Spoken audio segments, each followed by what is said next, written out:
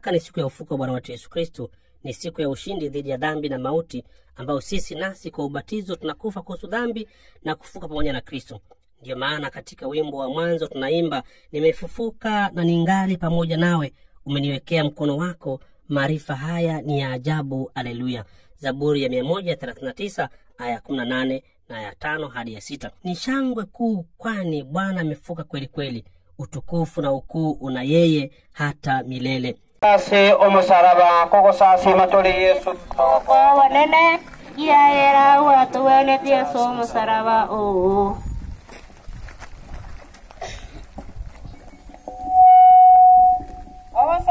Pasaka ni sherehe ya sherehe zote.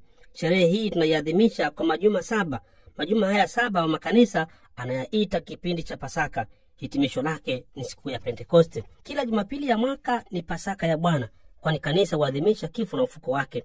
Hii ni kuonyesha kuwa imani na matumaini yetu yote msingi wake ni ufufuko wa Yesu Kristo. Ndio maana Mtume Paulo anasema, kama Kristo hakufufuka kutoka wafu, basi imani yetu ni bure kabisa.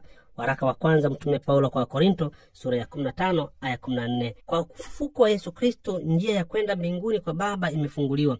Ndio maana mama kanisa katika sala ya mwanzo anasali akituombea kwa matumaini akisema, Mungu umetufungulia mlango wa milele kwa njia ya mwanao pekee aliyeshinda mauti.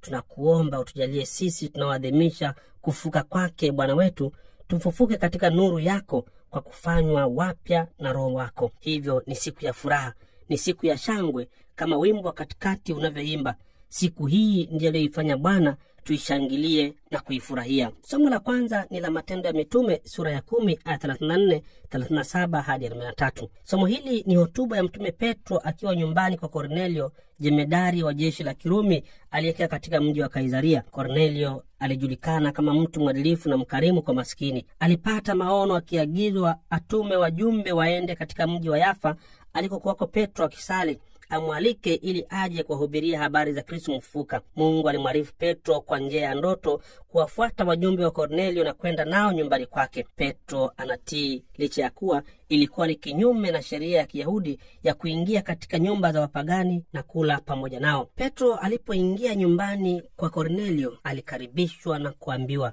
tupo hapa kusikiliza ujumbe ambao Mungu amekupa kwa ajili yetu. Petro akawaeleza habari za kuja kwake Yesu Kristo duniani, jinsi alivyohubiri katika nchi ya Palestina na kutenda mema na miujiza mbalimbali, akiponya watu magonjwa yao ya kimwili na kiroho.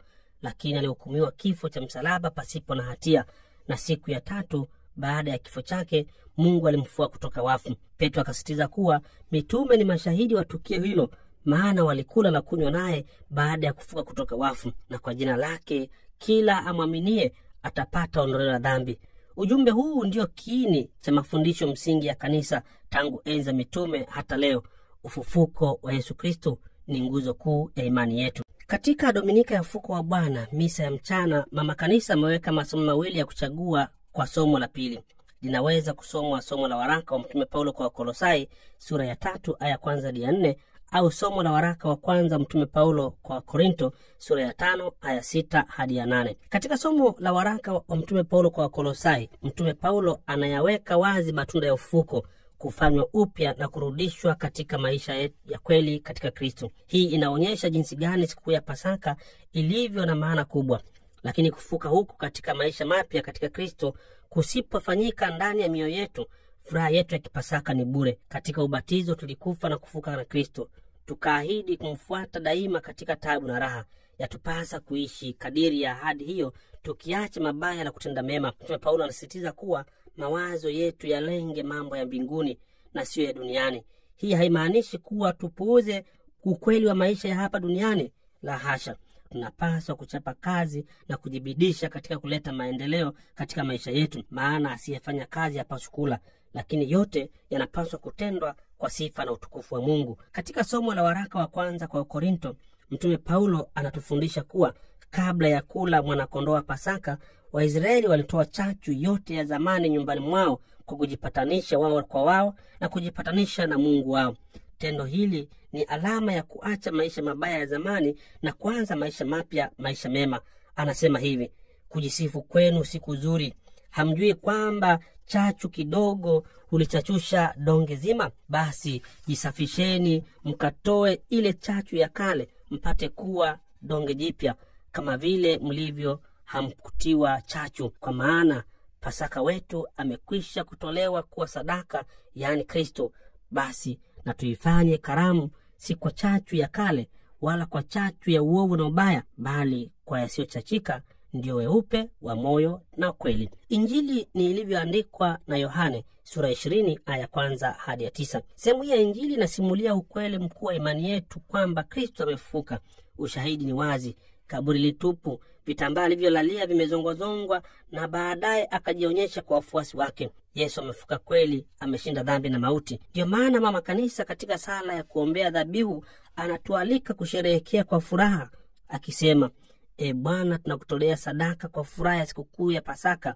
Kanisa lako linazaliwa upya na kulishwa kwa sadaka hizi. Nao utangulizi unashuhudia kuwa ni shangwe kubwa zaidi kwa kuwa Kristo ametolewa sadaka awe Pasaka yetu. Yeye ndiye mwana kondoo wa kweli aliyeondoa dhambi za ulimwengu. Alishinda mauti yetu kwa kufa kwake, akaturudishia uzima wetu kwa kufufuka kwake.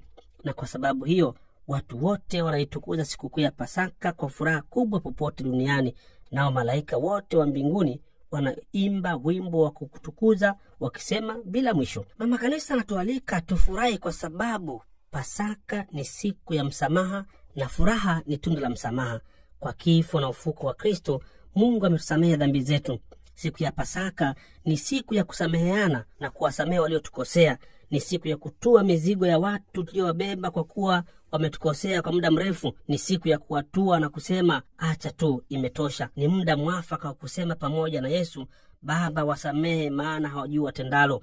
Ni kweli inaweza kuwa umeonewa, umetendewa mabaya, lakini maumivu ya kutunza hasira na kutaka kulipiza kisasi, maumivu ya kutokusamehe ni mabaya zaidi, maana ni moja ya sababu ya magonjwa yasiyo na tiba. Tumwombe Mungu alegeze mioyo yetu tuweze kuachilia hayo mikononi mwake, yeye awabebe kwa niaba yetu. Tuwasamehe hata kama hawajaomba msamaha. Pamoja na hayo, Pasaka ni siku ya upatanisho. Kwa kufa na kufuka kwake Kristo ameturudishia uhusiano wetu na Mungu. Mtume Paulo anasema Mungu alikuwa ndani ya Kristo akiupatanisha ulimwengu wote naye, na akatuachia neno la upatanisho. Waraka wa pili Mtume Paulo kwa Korinto sura ya 5 aya 19. Kama kulikuwa na kutokuelewana kati yetu, katika familia zetu na katika jumuiya zetu, mlo wa Pasaka ni muda wa kukaa pamoja, kula kindugu ili kujipatanisha, maana siku zetu hapa duniani ni chache na muda wetu ni mfupi. Zaidi sana, Pasaka ni siku ya mwanzo mpya. Tunapoadhimisha sikukuu ya Pasaka, ni vyema mwambie adui yako tuanze upya. Ni siku ya kumwambia uliyemkosea na aliyekukosea samahani, tuanze upya.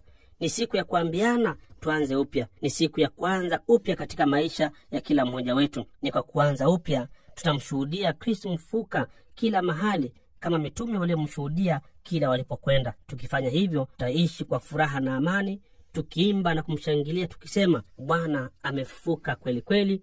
Haleluya! Tufurahi na tushangilie.